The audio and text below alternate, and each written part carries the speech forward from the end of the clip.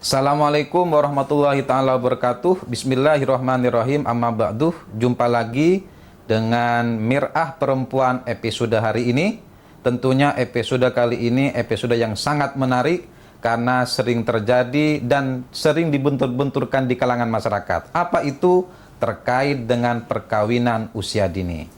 Ada beberapa pandangan misalnya terkait dengan pernikahan usia dini dalam konteks Islam dengan hukum positif. Ini seringkali di tengah-tengah masyarakat sering dibenturkan. Padahal tidak ada hal yang perlu dibentur-benturkan. Karena pandangan Islam dengan pandangan hukum positif nasional itu sudah selaras. Contoh misalnya dalam konteks pandangan Islam, seringkali pernikahan dini itu dimaknai bahwa pernikahan sah dan boleh dilakukan pada usia dini, merujuk pada peristiwa nikahnya Rasulullah SAW yang menikahi Siti Aisyah pada umur 6 tahun.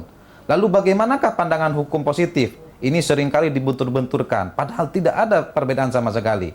Dalam konteks hukum positif, tentunya memang di dalam undang-undang perkawinan yang kemudian di judicial review ke Mahkamah Konstitusi, yaitu putusan MK nomor 22 tahun 2017 menyebutkan batasan untuk usia itu minimal 19 tahun, baik laki-laki ataupun perempuan. Lalu dimaknai oleh kalangan sebagian masyarakat ini bertentangan dengan hukum Islam. Sekali lagi ini tidak bertentangan dalam hukum Islam karena ini adalah pengaturan afirmasi. Apa itu afirmasinya? Dalam kontrak anak mau nikah sebelum usia 19 tahun, itu diperbolehkan juga dalam konteks hukum positif. Selama, satu ada syaratnya, selama dia memiliki izin dari orang tuanya dan mengajukan ke pengadilan negeri. Kalau tidak mengajukan ke pengadilan negeri, bukan berarti tidak sah nikahnya, tetap sah. Tetapi dalam konteks hukum positif ini akan menjadi soal. Kenapa akan menjadi soal? Ini berkaitan dengan mental anak, berkaitan dengan situasi dan kondisi ekonominya, berkaitan dengan fisik sang anak ketika menikah. Jadi negara itu melihat bahwa menikah pada usia dini itu dalam konteks fisik, dalam konteks mental, dalam konteks ekonomi itu belum mumpuni. Maka negara ikut intervensi memberikan batasan usia 19 tahun, baik di Undang-Undang Perlindungan Anak ataupun di putusan MK nomor 22 tahun 2017 ini. Tetapi sekali lagi bukan berarti tidak boleh. Kalaupun boleh harus memiliki syarat tadi yang sudah disampaikan. Pertama, harus ada izin dari orang tua. Yang kedua, mendapatkan persetujuan dari pengadilan negeri. Ini ternyata juga selaras dengan beberapa pendapat dari kalangan umat Islam. Misalnya ada pendapat yang menyatakan bahwa nikah dalam konteks pembatasan usia itu memang diperbolehkan dalam konteks Islam. Apa tujuannya? Dalam rangka untuk memberikan keharmonisan kepada laki-laki dan perempuan yang akan menjalin dalam rumah tangga, sehingga terbentuk tujuan nikah itu apa? Sakinah, mawaddah, warahmah. Jadi sekali lagi di kalangan masyarakat tidak perlu membentur-benturkan apakah putusan MK yang memberikan batasan 19 tahun itu melanggar syariat Islam atau tidak. Sekali lagi itu tidak melanggar. Karena itu sudah diatur oleh negara dan dikecualikan kalau mau menikah di bawah 19 tahun harus memenuhi syarat-syarat yang sudah ditentukan oleh negara.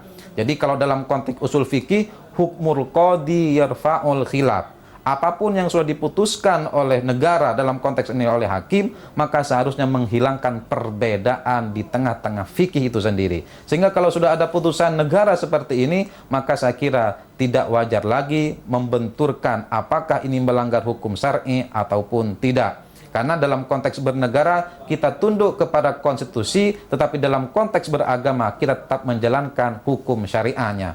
Lalu solusinya apa yang terbaik? Solusi yang terbaik adalah dalam menjalankan hukum positif di Indonesia dan menjalankan hukum syar'i kita, yaitu sebagai umat Islam, kita tetap menghormati dan menjalankan pernikahan ini apabila kita sudah mental kita sudah siap, ekonomi kita sudah siap, secara psikologis si perempuan dan si laki-laki sudah siap, sehingga tidak ada kekerasan dalam rumah tangga pasca perkawinan. Kalau belum siap, apalagi misalnya usianya masih belum matang, secara fisik belum siap, mental belum siap, psikologi belum siap, rawan ketika pernikahan, pasca pernikahan akan cenderung terjadi kekerasan dalam rumah tangga, sehingga perempuan jadi korban, laki-laki pun akan cenderung untuk menjadi pelaku. Oleh sebab itu, maka hukum Islam ini datang, hukum positif ini ditegakkan oleh negara semata-mata untuk kebaikan kedua belah pihak, sehingga tercipta sakinah, mawaddah, warahmah dalam perkawinan itu sendiri. Saya kira itu dulu pertemuan kita kali ini, mudah-mudahan bermanfaat. Sekali lagi, kebenaran hanya milik Allah. Kalau ada kekurangan itu semata-mata dari saya. Kurang lebihnya mohon maaf. Assalamualaikum warahmatullahi ta'ala wabarakatuh.